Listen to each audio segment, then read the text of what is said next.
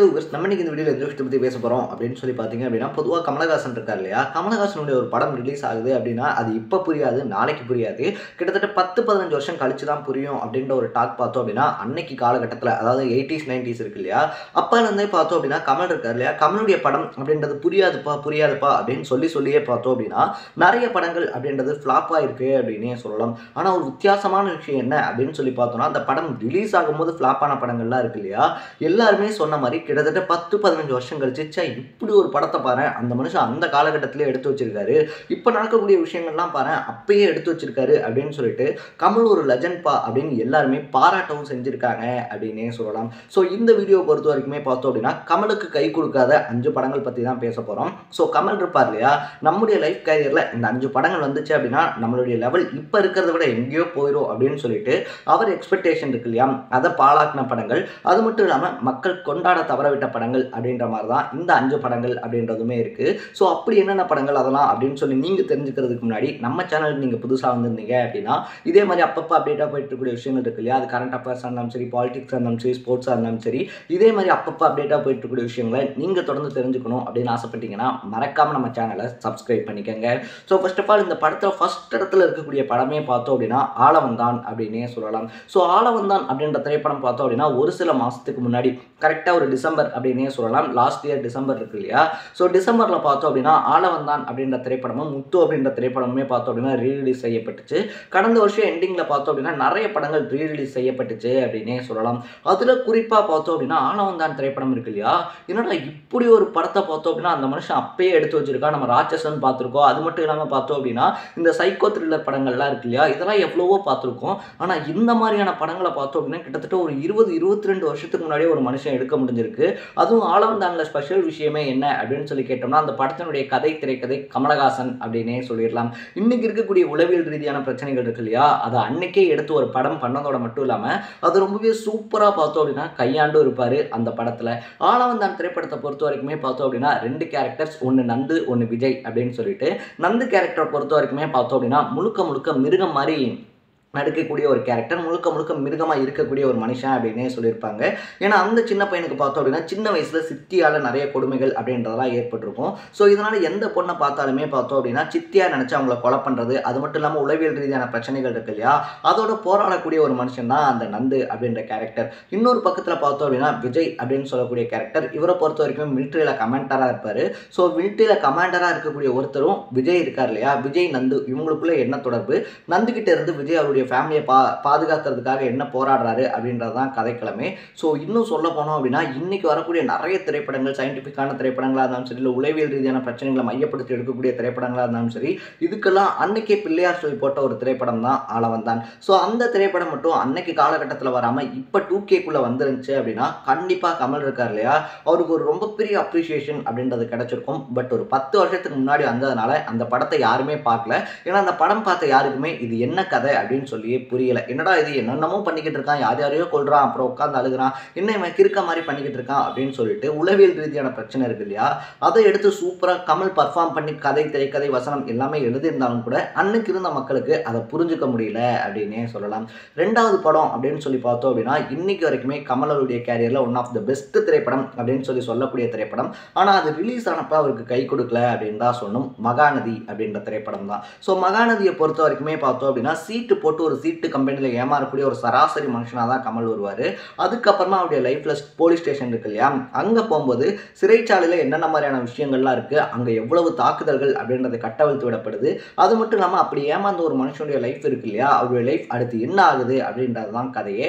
So செயலிலேருந்து வெளியே வந்ததுக்கு அப்புறமா பார்த்தோம் அப்படின்னா கூத்தாடிகளோடு இருக்கக்கூடிய அவருடைய மகனையும், பாலியல் தொழில் செய்யக்கூடிய ஒரு விடுதியில் இருக்கக்கூடிய அவருடைய மகளையும் பார்த்தோம் அப்படின்னா மீட்டு கொண்டு வருவார். அதுக்கப்புறமா அவருடைய லைஃப்பில் என்னென்ன மாதிரியான விஷயங்கள்லாம் நடக்குது அப்படின்றதா அந்த படத்தினுடைய கதையாக இருந்திருக்கும். ஸோ அதில் கமல் கதறி அழகக்கூடிய சீன்லாம் இருக்கு இல்லையா, இன்னைக்கு பார்த்தாலுமே பார்த்தோம் அப்படின்னா நம்ம ஃபேமிலியில் நமக்கு தெரிஞ்ச ஒருத்தர் கதறி எழுதா நமக்கே தெரியாமல் நம்ம கண்ணில் இருந்து தண்ணி வர மாதிரி அந்த மகாநதி திரைப்படத்தில் கமலுடைய பர்ஃபார்மன்ஸ் அப்படின்றத பார்க்கும்போது நமக்கு பல இடங்களில் கண்ணில் இருந்து கண்ணீர் வந்திருக்கும் அப்படின்னே சொல்லலாம்.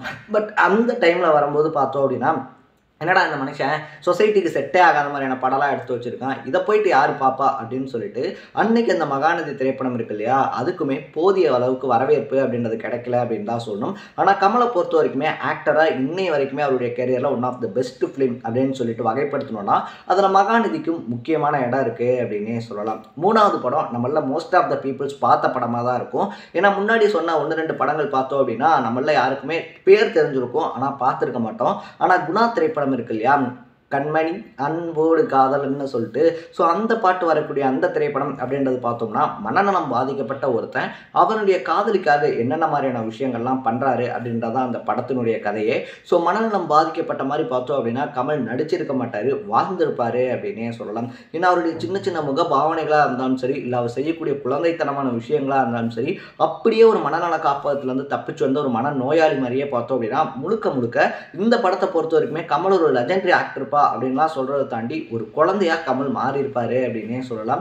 ஏன்னா கடத்திட்டு வந்து குகைக்குள்ளலாம் வச்சுட்டு பாட்டு பாடக்கூடிய சுச்சுவேஷன்லயா இருந்தாலும் சரி, அதை தாண்டி அந்த பெண் மேல அவருக்கு இருக்கக்கூடிய காதலுக்காக அவர் இந்த சமுதாயத்துல என்னென்ன மாதிரியான விஷயங்கள் அப்படின்றத எதிர்கொள்றாரு, அதெல்லாம் தாண்டி அவர் அந்த படத்துல என்ன பண்ணாரு அப்படின்றதான் பார்த்தோம்னா படத்தினுடைய கதையா இருக்கும். கிட்டத்தட்ட கமலுடைய ஃபேன்ஸ் எல்லாருமே பார்த்தோம் அப்படின்னா கமலுக்கு இப்படியே நடிக்க வருமா அப்படின்னு சொல்லிட்டு முன்னாடி சொன்ன 2 படங்கள் இருக்கு இல்லையா, அதை பெரும்பாலும் பார்த்தோம் அப்படின்னா புரியாம தவிர்த்தாங்க.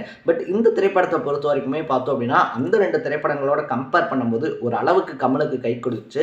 ஆனால் கமல் எக்ஸ்பெக்ட் பண்ண அளவு இருக்கு இல்லையா, அந்த அளவுக்கு கை கொடுக்கல அப்படின்னே சொல்லலாம். 4வது படம் அப்படின்னு சொல்லி பார்த்தோம் அப்படின்னா யாருக்குமே எதனாலடா இந்த படம் ஓடலை அப்படின்னு சொல்லி தரல. அந்த படத்தில் ஆக்ட் பண்ண கமல் இருக்கார் இல்லையா, கமலுக்கும் தெரில, அந்த படத்தை டைரக்ட் பண்ண டைரக்டருக்கும் தெரில. இன்னைக்கு அதை பார்த்து ஆஹா ஓஹோன்னு புகழக்கூடிய மக்களுக்குமே பார்த்தோம் அப்படின்னா இந்த படத்தை ஏன்டா ஃப்ளாப் பண்ணோம், இந்த படம் ஏன்டா ஓடலை அப்படின்னு சொல்லி தெரியல அப்படின்னே சொல்லலாம். அப்படி என்னப்பா படம் அப்படின்னு சொல்லி கேட்டோம்னா அந்த படத்தோட பேர் தான் அன்பே சிவம் அப்படின்னே சொல்லலாம்.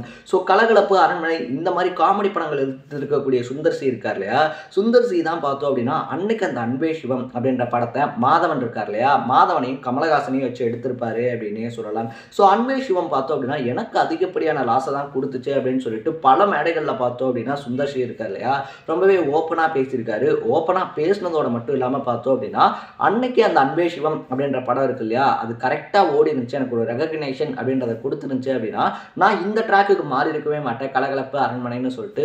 ஸோ என்னுடைய ட்ராக்கே பார்த்தோம் அப்படின்னா சரி ஓகே மக்கள் இருக்காங்க இல்லையா, மக்கள்கிட்ட இதுக்கு வந்துட்டு வரவேற்பு அப்படின்றது இருக்குது, ஸோ மக்களுக்கு நம்ம இந்த மாதிரியான திரைப்படங்கள் அப்படின்றத தொடர்ந்து கொடுக்கணும்னு சொல்லிட்டு அந்த மாதிரியான திரைப்படங்கள் அப்படின்றத தொடர்ந்து கொடுக்க ஆரம்பிச்சிருப்பேன்.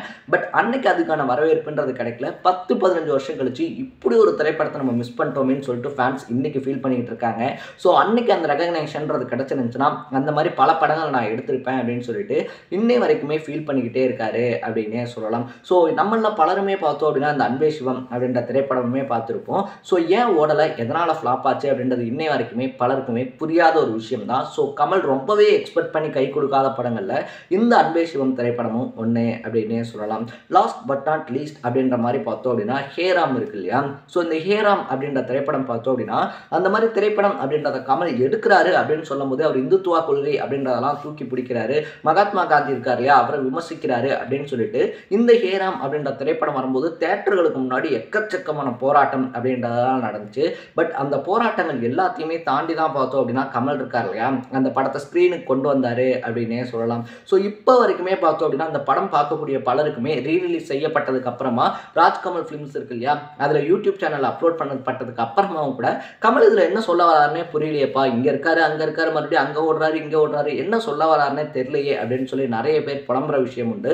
பட் ஹேராம் மாதிரி பார்த்தோம் அப்படின்னா இந்த இந்து முஸ்லீம் பிரிவினைவாதம் இருக்கு இல்லையா அதை சொன்ன திரைப்படம் இதுவரைக்கும் எதுவுமே கிடையாது அப்படின்னு தான் சொல்லணும். ஸோ சாதாரணமாக இருக்கக்கூடிய ஒரு பையன் அதுக்கப்புறமா எப்படி காந்திக்கு எதிராக மாறுறான், அதுக்கப்புறம் அவன் என்னென்ன மாதிரியான விஷயங்கள்லாம் பண்ணுறான், காந்தியை கடைசியில் அந்த பையன் கொண்டானா இல்லையா, காந்தி கொள்கைகள் இருக்கு இல்லையா அதை அக்செப்ட் பண்ணிக்கிட்டானா இல்லையா அப்படின்றதான் படம். பட் முன்னாடியே சொன்ன மாதிரி இந்து முஸ்லீம் பிரிவினைவாதம் இருக்கு இல்லையா அதை இந்த படம் மாதிரி சொன்ன படம் எதுவுமே இல்லை அப்படின்னு தான் சொல்லணும். ஸோ இந்த 5 படங்களுமே பார்த்தோம் அப்படின்னா கமல் இருக்கார் இல்லையா அவர் எக்ஸ்பெக்ட் பண்ண அளவுக்கு அவருக்கான அங்கீகாரம் அப்படின்றத கொடுக்காம கமலை கைவிட்ட 5 படங்கள் அப்படின்னே சொல்லலாம். பட் ஒரு நல்ல சினிமா ஓடலை அப்படின்னா அந்த சினிமா தோத்துட்டதா அர்த்தம் இல்லை, ஆடியன்ஸ் தோத்துட்டதா அர்த்தம் அப்படின்னு சொல்லுவாங்க. ஸோ இந்த 5 படத்தை வின் பண்ண வைக்காததுனால அந்த 5 படங்கள் தோத்ததா அர்த்தம் கிடையாது, ஒரு நல்ல ரசிகனா நம்ம தான் தோத்துருக்கோம் அப்படின்னே சொல்லலாம். ஏன்னா இந்த 5 திரைப்படங்களுமே 10-15 வருஷம் கழிச்சு கூட அவருடைய ரசிகர்களை பார்த்தோம் அப்படின்னா தேடி கண்டுபிடிச்சு அதுக்கான ரெகக்னேஷன் அப்படின்றத வாங்கிடுச்சு அப்படின்னே சொல்லலாம். ஸோ இந்த 5 மூவியை நீங்கள் பார்த்துருந்தீங்க பார்த்தீங்க அப்படின்னா இந்த 5 படத்தில் உங்களுக்கு எந்த படம் ரொம்ப பிடிச்சிருக்கும் அப்படின்றத கமெண்ட் செக்ஷனில் பதிவு பண்ணிவிட்டு இதே மாதிரி இன்ட்ரெஸ்டிங்கான விஷயங்களை நீங்கள் தொடர்ந்து பார்க்கணும் அப்படின்னு ஆசைப்பட்டீங்கன்னா மறக்காமல் நம்ம சேனலை சப்ஸ்கிரைப் பண்ணிக்கோங்க. நாளைக்கு இதே மாதிரி இன்னொரு இன்ட்ரெஸ்டிங்கான வீடியோவோட சந்திக்கலாம். Tata, bye by.